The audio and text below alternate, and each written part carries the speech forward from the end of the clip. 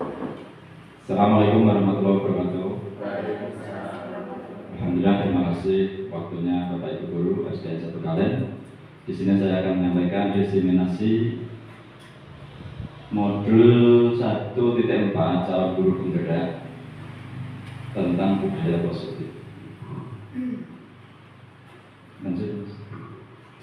Di sini saya sendiri dari SDN 1 Kalen, ada Ibu Fasil dan di sini Bu PP yang kemarin ke SD.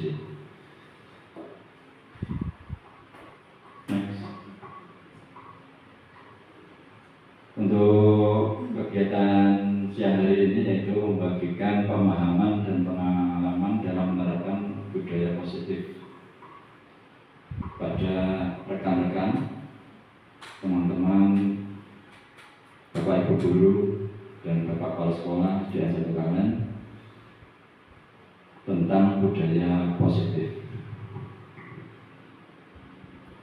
Budaya positif merupakan perwujudan nilai-nilai kebajikan yang berpihak pada murid, memberikan pemahaman akan disiplin positif bagi murid yang sangat diperlukan. Di sini nanti bisa diterapkan tentang nilai-nilai kepada putra-putri kita tentang budaya positif. Nanti ada banyak jenisnya agar kita bisa menuntun dan memfasilitasi kebutuhan atau kodrat murid untuk mencapai nilai kebajikan yang sudah disepakati, yaitu profil pelajar Pancasila. Konsep inti budaya positif yaitu ada 7: perubahan paradigma belajar, disiplin positif, motivasi perilaku manusia, kebutuhan dasar, posisi kontrol restitusi, keyakinan kelas, dan segitiga restitusi. Nah, di sini jenengan nanti bisa menjawab nomor 1, setuju atau tidak. Hukuman dapat mendisiplinkan anak.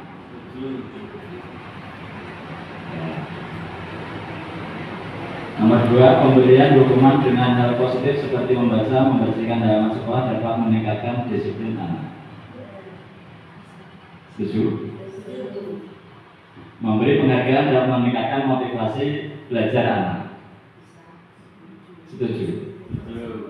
Nah, di sini kita akan merubah paradigma kita nanti. Di sini jawabannya semuanya itu tidak setuju.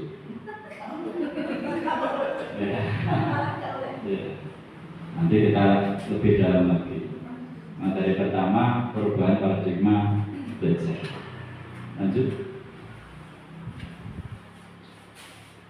Ini saya mencontohkan kepalan tangan di sini. Jenengan kalau bisa membuka ini bagaimana? Merayu atau minta tolong atau menyuap atau menghardik, mengancam, bagaimana Pak Asis? Saya menyuruh untuk membuka. Buka, belum berhasil. Coba yang merayu ya, bisa merayu, Pak. Bukakan tangan kepalanya. Beda. Nah, ini seperti kita kepada anak-anak seperti itu. Ayo, diam atau bagaimana? Tolong ya, lebih tertib dan sebagainya. Nanti ada hal-hal yang tentang budaya positif itu. Lanjut. Perubahan paradigma teori kontrol, teori pilihan. Ilusi guru mengontrol murid. Ilusi bahwa kritik membuat orang merasa bersalah dapat menguatkan karakter. Ilusi bahwa semua penguatan positif efektif dan bermanfaat. Ilusi bahwa orang dewasa memiliki hak untuk memaksa. Ini menurut Dr. William Glasser. Nah, di sini miskonsepsi ya. Kita biasanya memahami mengontrol murid itu ya tadi jenengan jawabnya setuju, padahal itu tidak setuju. Kita tidak dapat memaksa murid untuk berbuat sesuatu jika murid tersebut memilih untuk tidak melakukannya, walaupun tampaknya kita sedang mengontrol perilaku murid tersebut. Yang kedua, ilusi bahwa semua penguatan positif efektif dan bermanfaat. penguatan positif, bujukan itu juga bentuk-bentuk kontrol. Segala usaha untuk mempengaruhi murid agar mengulangi suatu perilaku tertentu adalah usaha untuk mengontrol murid tersebut. Nah, nanti untuk kita dalam penanganan terhadap siswa itu ada motivasi intrinsik dan ekstrinsik. Kita rata-rata itu ekstrinsik. Misal jenengan naik sepeda motor, pakai helm itu takut ditilang apa memang motivasi diri? Untuk keselamatan, Pak. Keselamatan. Ya Pak Aziz, betul. Keselamatan berarti intrinsik Pak ya. Maksudnya keselamatan biar nggak ditilang polisi. Sama aja. Intrinsik dan ekstrinsik Pak. Lanjut. Ilusi bahwa kritik membuat orang merasa bersalah dapat memakan karakter. Di sini, apakah kita masih sering melakukan kritikan? Itu dikira bisa memakan karakter. Padahal itu tidak, baliknya. Ilusi bahwa orang dewasa memiliki hak untuk memaksa. Kita sebagai guru sering membuat aturan-aturan yang memaksa. Kalau aturan itu nanti di keyakinan kelas itu ada kita kesepakatannya bersama antara siswa dan guru. Seperti kemarin saya terapkan di kelas 6. Jadi anak-anak menulis kalau disepakati bersama di depan. Lanjut.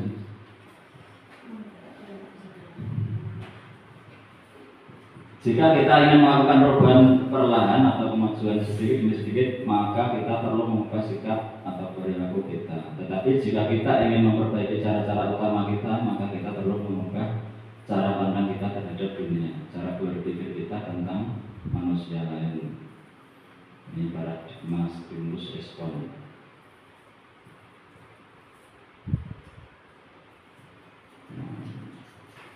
Siapa yang sesungguhnya memiliki kontrol? Kita mencoba mengubah orang lain agar berpandangan sama dengan kita. Teori kontrolnya, kita berusaha memahami pandangan orang lain tentang dunia dan sebagainya. Budaya positif atau disiplin positif ini dari inti kegiatan kita. Budaya positif, lanjut. Disiplin berasal dari bahasa Latin disiplina, intinya belajar. Makna asal dari kata ini berkonotasi disiplin diri murid-murid Socrates dan Plato. Disiplin diri membuat orang lain menggali potensinya menuju sebuah tujuan apa yang dihargai. Namun dalam budaya kita makna disiplin menjadi sesuatu yang dilakukan seseorang pada orang lain untuk mendapatkan kepatuhan. Misal kita berangkat pagi dan sebagainya. Ini adalah wujud patuh, ya. Padahal disiplina itu artinya belajar. Nilai-nilai kebajikan universal. Nilai-nilai kebajikan adalah sifat-sifat positif manusia yang merupakan tujuan mulia yang ingin dicapai setiap individu. Ini menurut DNA Question 198. Dengan mengaitkan nilai-nilai kebajikan yang diyakini seseorang, maka motivasi intrinsiknya akan terbangun, sehingga menggerakkan motivasi dari dalam untuk mencapai tujuan mulia yang ingin diinginkan. Nilai-nilainya profil belajar Pancasila ini kalau bisa motivasi intrinsik ini di peserta didiknya, bukan memaksa tadi, bukan memaksa atau dengan cara-cara tadi kontrol tadi, membuat aturan yang sepihak itu tidak boleh. Nah di sekolah rata-rata kan aturannya peraturan sekolah itu satu sisi, ya Pak Osis, belum dua sisi sama siswa. Jadi yang dengan siswa itu keyakinan kelas. Nanti yang belum membuat keyakinan kelas bisa dicoba. Kelas 6 kemarin sama saya, kalau ada tambahan bisa ditambahkan. Pak Asima, Pak Osis ini sudah membuat keyakinan, sangat yakin saya. Jadi kesepakatan ya. part 321 ya. Bisa dicoba. Nah, ini motivasi perilaku manusia. Lanjut. Nah, ini motivasi eksternal itu nomor 1, 2, yang internal 3. Untuk menghindari ketidaknyaman hukuman apa yang akan terjadi apabila saya tidak melakukannya.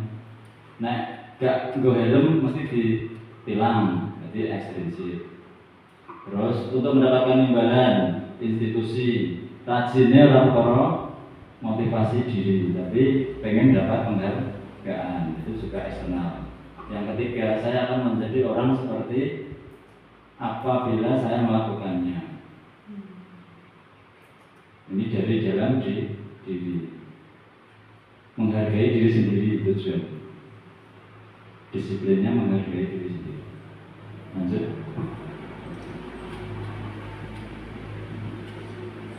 Perbedaan hukuman dan konsekuensi di situ. Kita contoh yang tengah, anak membenci kedisiplinan, konsekuensi anak menghargai disiplin. Jadi di sana, sebelah sana itu apa? Hukuman itu bisa seperti itu, mendorong anak menyakiti diri sendiri. Anak belajar untuk menyembunyikan kesalahan, bohong ya. Misal jangan tanya tapi kalau tidak tepat dalam bertanya akan berbohong. Maksudnya memaksa atau kita mengharapkan itu positif, ke arah positif, ya anak otomatis bohong. Misal sholat atau tidak. Nah, kalau sholat nanti nilaimu jelek sekali ya. Jadi berapa persen nanti akan berkurang.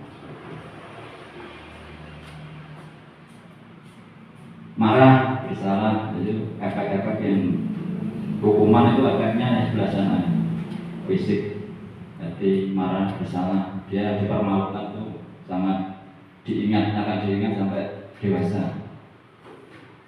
Merasa tak dihargai akan teringat sampai nanti dewasa. Hukuman itu jadi agak dikurangi sekarang hukumannya. Jadi ke arah ke kesepakatan bersama, dan kesepakatan itu anak tidak akan sedih, marah dan sebagainya. Wong kesepakatan. Misal di kelas mengerjakan PR tepat waktu dan sebagainya, nanti ada hasilnya dari kelas nanti.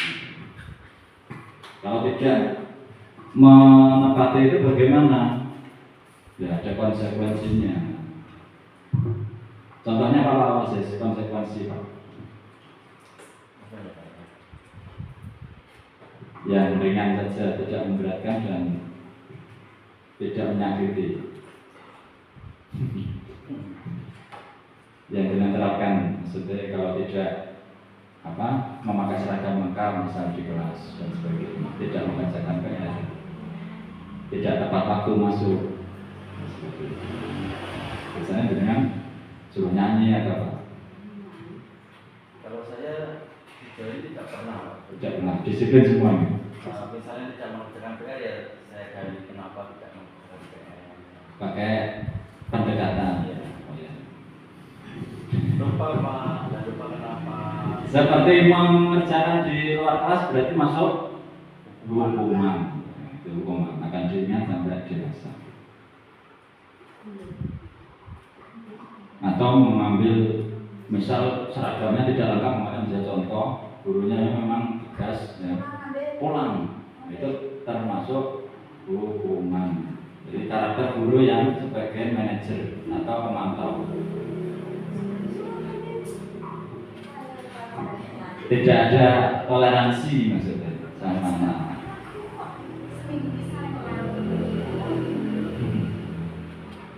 Tindakan guru ini. Jangan jawab yang semangat ya Bapak. Ya. Pokoknya semangat.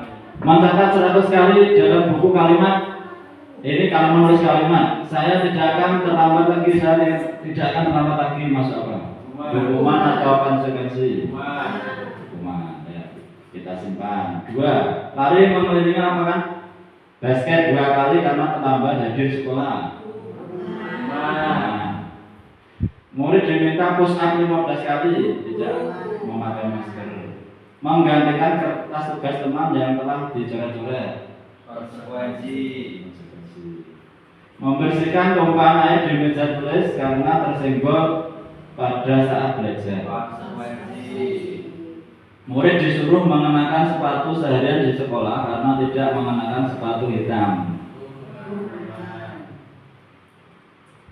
Lari mengelilingi lapangan basket 2 kali karena terlambat 10 menit untuk pelajaran olahraga. Konsekuensi. Ya, lanjut mas, jawabannya di kita lihat. Nah, ya tadi betul hukuman, konsekuensi betul, konsekuensi hukuman. Ini konsekuensi. Karena terlambatnya pelajaran olahraga, tidak apa-apa. Khusus pelajaran olahraga, karena olahraga identik dengan fisik. Karena kalau 10 menit di awal sudah dapat pemanasan.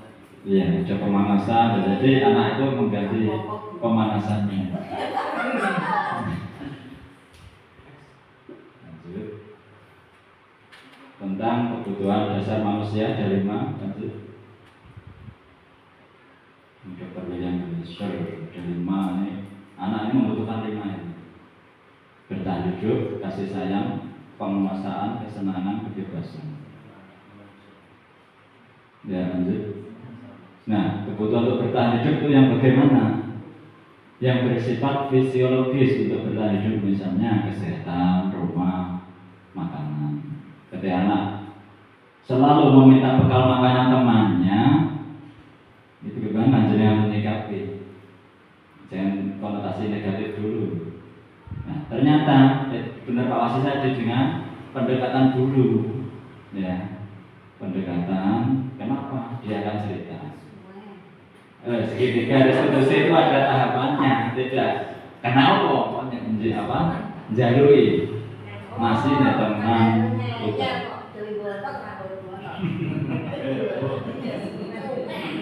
Ada menstabilkan identitas dulu. Dan saya dulu juga pernah tidak membawa makanan, itu stabil. Dan yang kedua, kenapa? Baru kenapa tidak membawa makanan? Terus, tapi ditanya, kamu ingin jadi apa? Caranya, saya ingin jadi dokter, Bu. Ya, dokter itu akan menjaga kesehatan dengan makan makanan yang bergizi. Apakah besok kamu tidak akan membawa makanan lagi? Ya, terus bagaimana? Caranya agar kamu mencapai cita-citamu bagaimana? Ya dengan membawa makanan yang sehat. Terus yang ketiga, baru kita memberikan solusi dengan disiplin itu tadi. Lanjut. Kasih sayang ini juga perlu rasa diterima, ini kebutuhan manusia. Anak membuat masalah untuk mendapatkan perhatian dari teman, guru, ini sering nih, maupun orang tuanya. Kasih sayang ini anak yang mungkin sering di lingkungan kasar atau keras ya. Ini rata-rata kurang kasih sayang. Nah, ini akan berdampak pada perilaku dalam kelas. Ini membuat masalah, sering membuat masalah, mendapatkan perhatian dari teman, guru, usra kayak atau godani temannya dan sebagainya. Nah, ini adalah anak kekurangan kasih sayang. Kebutuhan akan kasih sayang ini kurang. Lanjut, kebebasan. Anak selalu diberikan bekal makanan dengan menu yang sama setiap hari. Di sekolah dia membuat masalah dengan mengambil paksa bekal milik temannya. Jadi kurang kebebasan, kebutuhan kebebasan. Lanjut. Kesenangan. Ketika ada anak yang senang membantu temannya, anak tersebut merasa jika ekspresi temannya saat kesal terlihat lucu. Jadi contohnya kesal itu lucu langsung ditambahin. Maka yang sedang berusaha dia penuhi adalah kebutuhan kesenangan.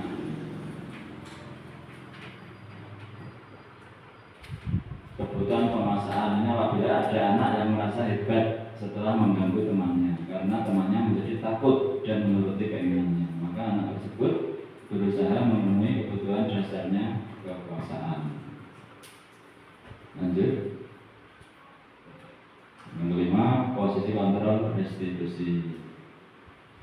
Nah, ini posisi jenengan yang mana? A. Penghukum, B.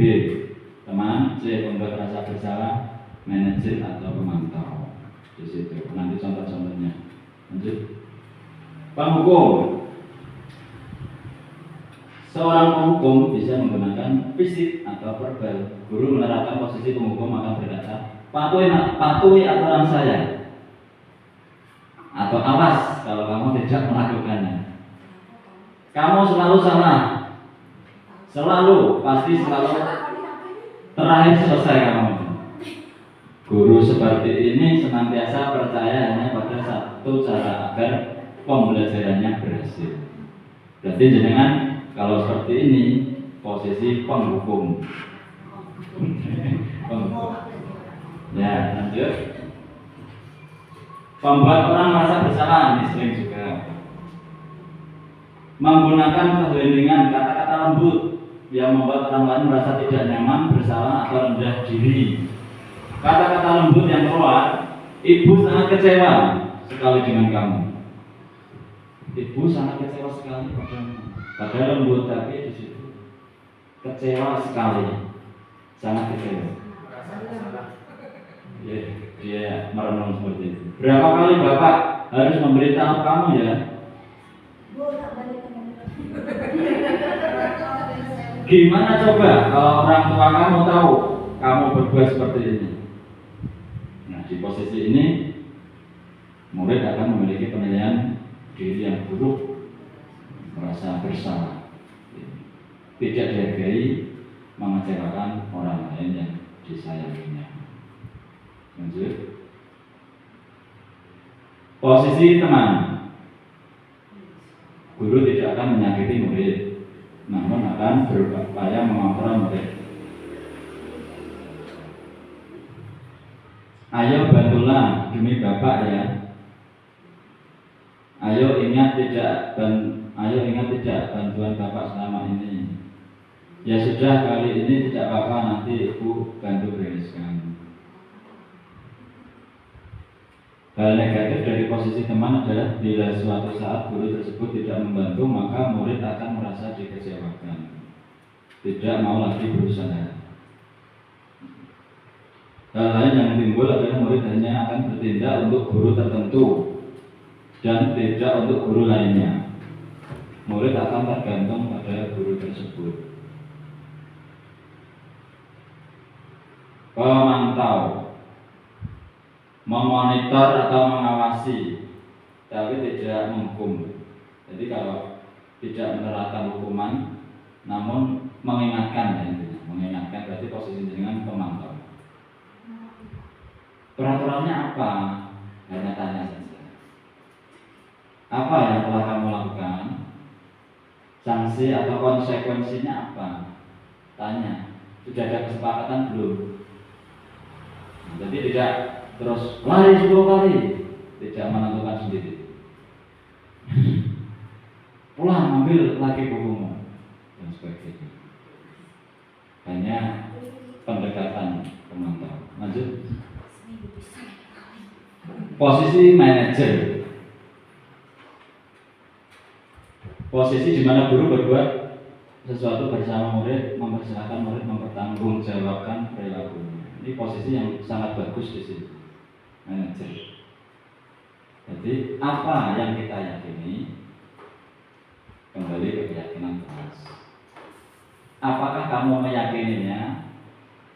Jika kamu meyakininya, apakah kamu bersedia memperbaiki? Jika kamu memperbaiki, hal ini menunjukkan tentang apa dirimu, apa rencana kamu untuk memperbaiki hal ini. Nah, di sini posisi manajer ini sangat bagus untuk diterapkan. Lanjut, yang tadi pendekatan, terus tanya cita-citanya, terus bagaimana untuk menggapai cita-cita tersebut.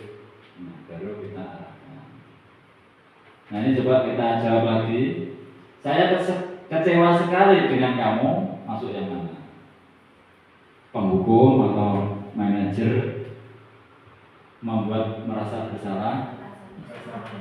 Merasa bersalah, disimpan ya. Kamu tidak pernah benar melakukannya.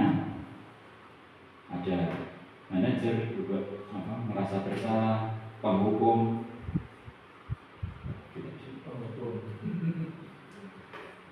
Teman penghukum. Ayolah lakukan demi ibu bapak. Apakah kamu mau mendapatkan stiker bintang hari ini? Ini adalah memberikan penghargaan. Ini tidak boleh sini. Tidak diperkenankan. Jadi nanti motivasinya ekstrinsik. Jadi aktifnya itu karena hadiah atau itu tidak motivasi dalam diri. Tidak dilarang. Bagaimana kamu bisa menyelesaikan masalah ini? Ya nanti kamu selalu yang paling terakhir. Ya kita lihat jawabannya di sini. Nah di sini. Yang paling bagus yang manajer itu. Bagaimana kamu bisa menyelesaikan masalah ini? Lanjut. Keyakinan kelas. Jadi yang saya sampaikan lanjut mas. Untuk kenapa tidak peraturan saja harus keyakinan kelas di sini? Mengapa? Tadi yang menggunakan helm, mengapa tidak memiliki peraturan tentang menggunakan masker dan mencuci tangan setiap saat? Lanjut. Nah, ini adalah keselamatan dalam diri. Motivasinya ekstrim, sih. Lanjut. Nah, ini pembentukan keyakinan kelas itu seperti itu. Lanjut dengan bahasa intinya dengan bahasa positif. Tidak, maksudnya tidak boleh ramai itu bahasa zaman dulu. Nanti bahasanya ada di sini, yang positif dalam membentuk suatu keyakinan kelas. Prosedurnya di sini mempersilahkan murid mencatat misalnya di post-it yang warna-warni itu, terus ditempelkan, terus nanti dibacakan. Nanti yang paling banyak berarti ya itu berarti misal ada 2-3 anak yang sama dari salah satu ya, terus dirangkum menjadi keyakinan kelas. Lanjut. Bisa langsung jawabannya. Nah, selalu kembalikan buku pada tempatnya. Ini adalah bahasa-bahasa peraturan seperti itu. Tidak seperti itu bahasanya maksudnya. Kalau zaman dulu kan seperti itu loh. Selalu kembalikan buku pada tempatnya. Ini keyakinan kelasnya tanggung jawab. Dilarang mengganggu orang lain ya, dilarangnya itu tidak gitu. Menghormati bahasanya keyakinan kelas menghormati orang lain. Jadi sekolah 15 belum pelajaran menghormati orang lain, komitmen, dilarang melakukan kekerasan. Nilai-nilainya ini. Lanjut. Ketika restitusi, ini cara penanganan anak.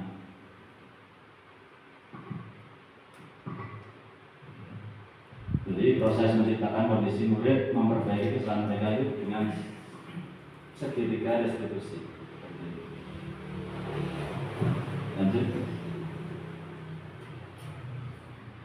Nah, ciri-cirinya seperti ini.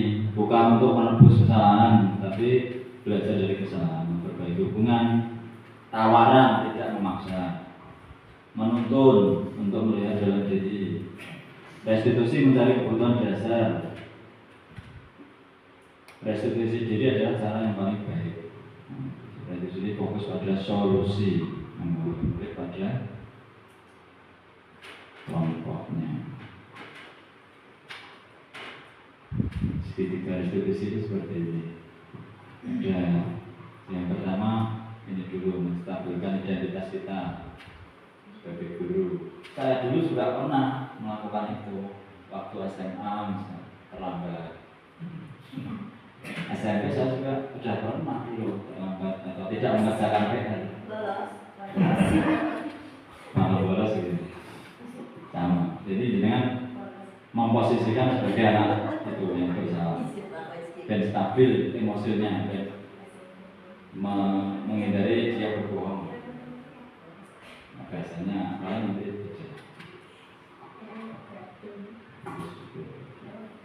nah seperti ini stabilkan itu. Berbuat salah itu hal yang manusiawi, tidak ada manusia sempurna seperti itu stabil. Jadi merasa sama, oh enggak ada yang sempurna berarti saya juga gurunya sama anaknya sama. Bapak Ibu juga buat salah, kita pasti menyelesaikan masalah ini. Bapak Ibu tidak tertarik untuk mencari tahu siapa yang benar, siapa yang salah. Bapak Ibu tertarik untuk menyelesaikan masalah. Lanjut. Validasi kebutuhan.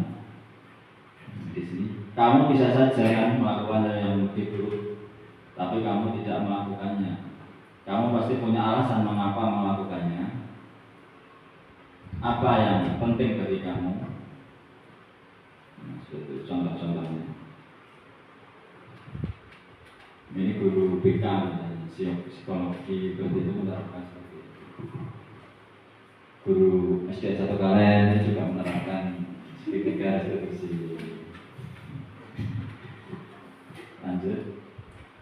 Nah, ini menanyakan keyakinan itu nilai apa yang kita percaya di sekolah ini.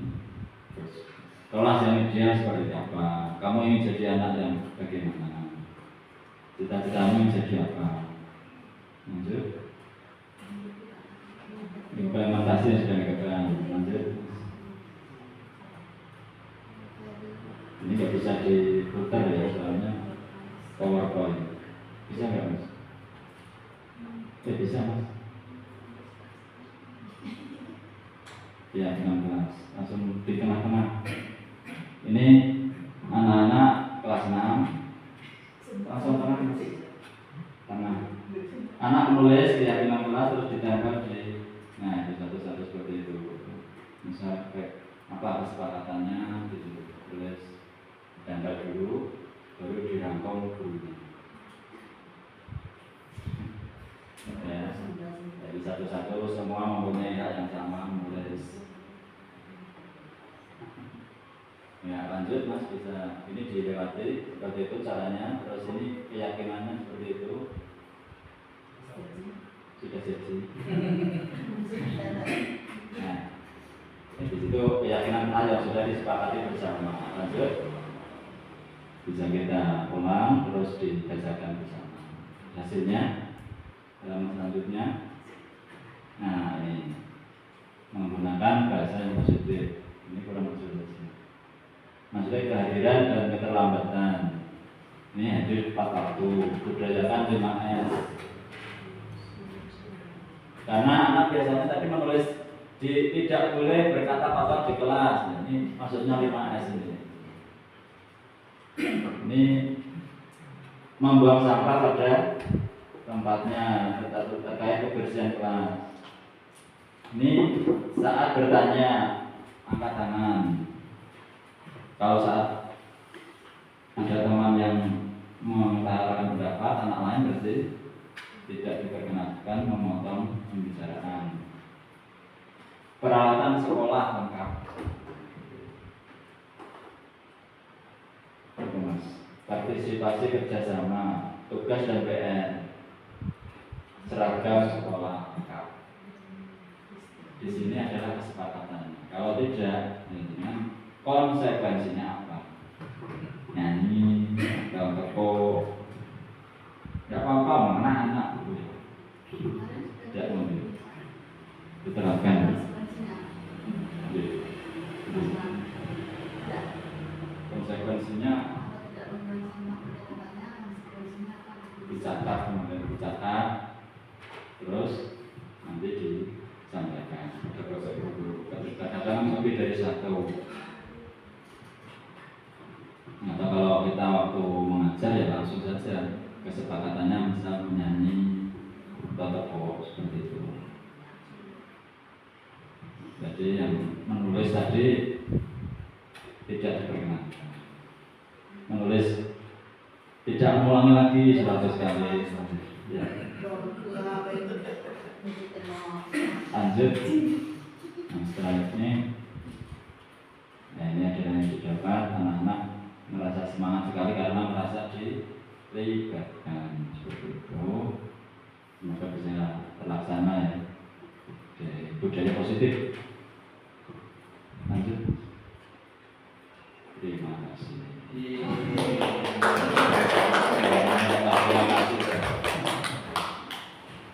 Mau lihat video segitiga restitusi Bang? Boleh. Harus dihubungkan Bluetooth dulu. Itu saya laksanakan waktu di di tenda, karena waktunya sudah mepet. Tugas ini saya belum membuat video. Tengah malam waktu itu ya Bu, waktu main tenda itu saya sedang rekaman. Ya, tengah malam 11-an. Ya.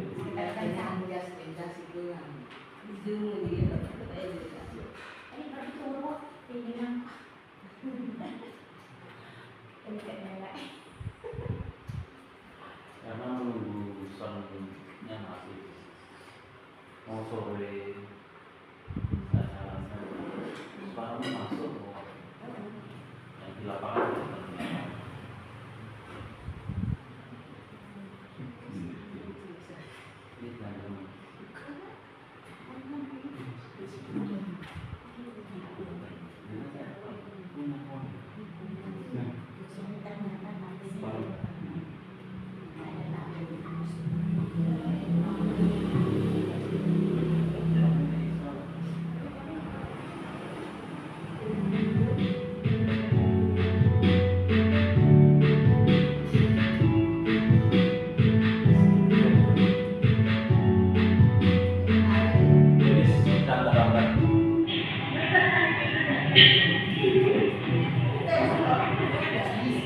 Jadi kamu tahu kenapa orang di sini.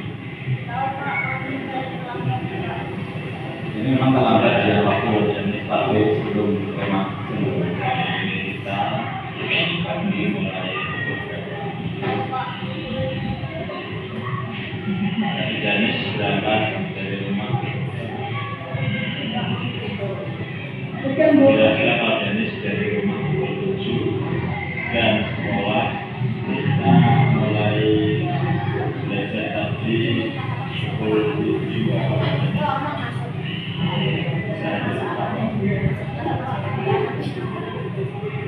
ya, ini akan melakukan kesalahan. Kita sebagai manusia memang pernah melakukan kesalahan. Waktu SMA dulu juga banyak. Namun di sini Bapak kita ini mencari siapa usaha.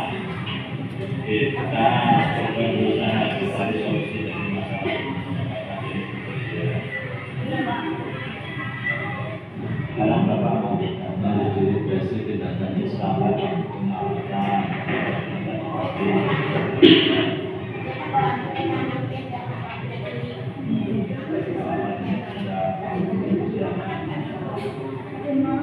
pengen jadi polisi. Oh, berarti jenis kamu jangan karena jenis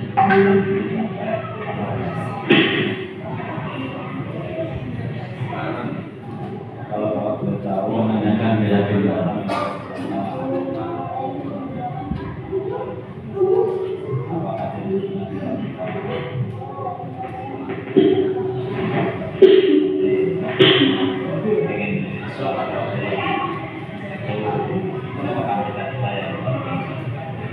yang kedua ada contoh dari apa yang akan kamu lakukan sesuai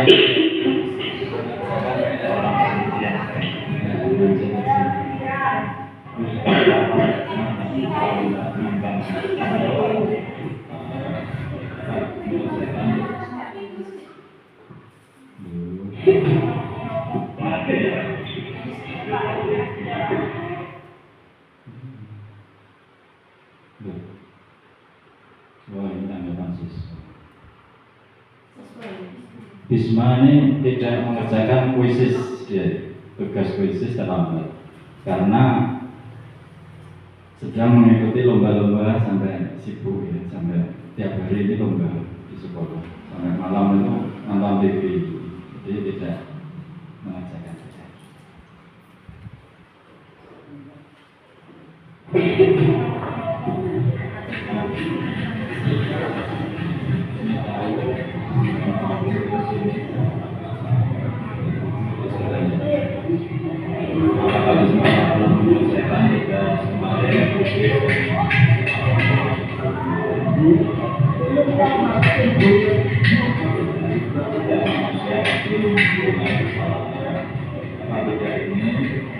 Mencari siapa yang salah. Namun yang ini Bisma bisa mengambil pelajaran dari masalah ini.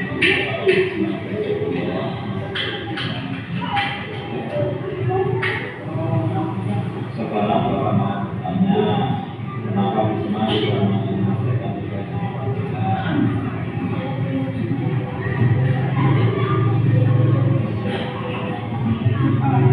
ini karena lomba, cita-citanya ingin menjadi selama Bisma maghrib sampai malam, apakah Bisma tidak mengerjakan tugas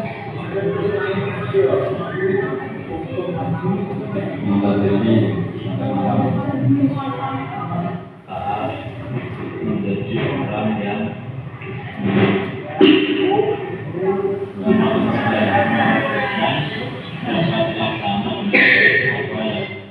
karena banyak suara yang masuk.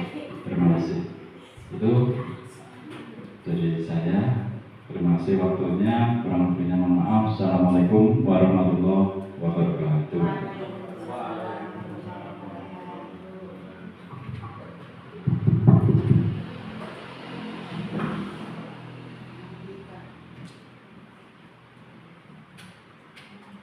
Boleh makan dulu.